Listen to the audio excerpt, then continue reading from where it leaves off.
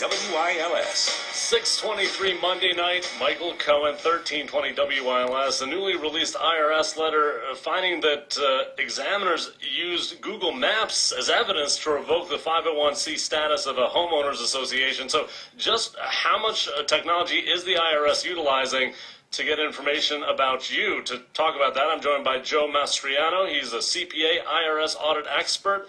Find him online at taxproblem.org. Joe, thank you for joining us on WILS. I'm glad to be here.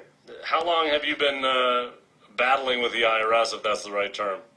Oh, for over 30 years. I started when I was 19 doing tax work, and when I got out of school, I ran to private practice. I always hated what I saw.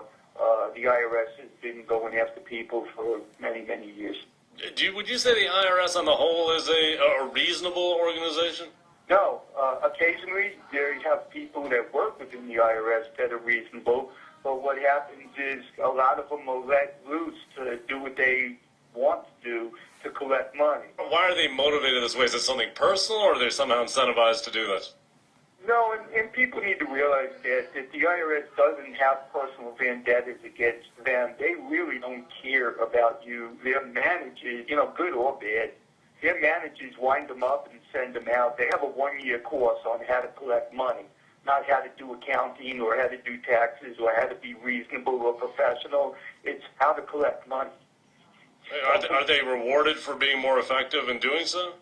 No, they used to be officially. I suppose unofficially, they are, but not the way people think. No. You want to keep your job. You want to, in any business, you want to make your supervisors happy. Right. You're going to do what they tell you to do. So this letter that was just unveiled, it goes back to 2011, but it just became public that they're using Google Maps. Apparently, they're also monitoring Facebook posts and eBay listings. Right. Is the IRS basically using everything they can to track a person nowadays? Well, absolutely. The IRS treats willful non-filing as a criminal act, and they frown upon non-compliance. And they don't know if your non-compliance is willful or not, so they're going to do whatever they can. They'll peer through your windows. I've had clients that took their shotgun outside, and they were ready to shoot someone and found out that it was an IRS agent. Really? They'll knock on your neighbor's doors. Oh, one quick story. I have a client, her husband's name is Michael Jordan, and the revenue officer was actually complaining to me that every time she tried to Google Michael's name, the basketball player came up instead, and she had a hard time, finding his businesses. So they do that, yeah. Private investigators they hire. Peeking through the windows, was this in the middle of the night or something? Well, during the day, but even so. What were they looking for? Well, they look for assets. They want to know what you have because people claim they don't have any money and different things.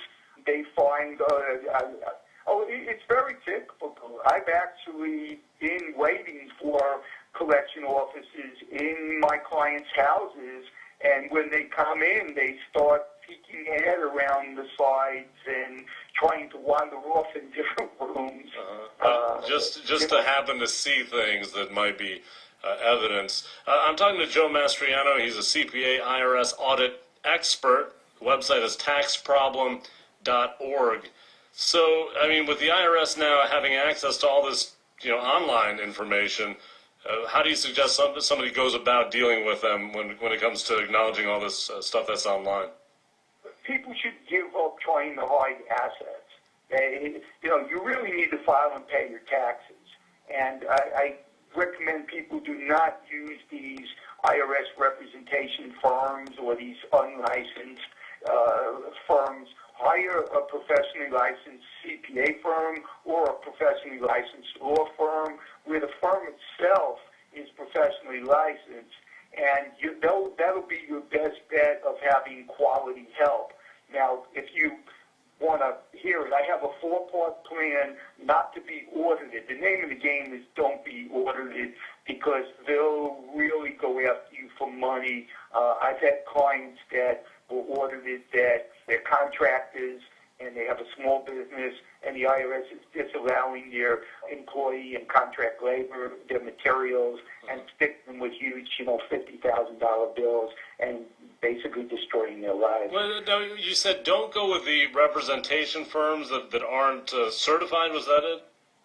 That's correct. There's a lot of what's the? I mean, essentially, they present. I mean, what is the consequence of doing that typically?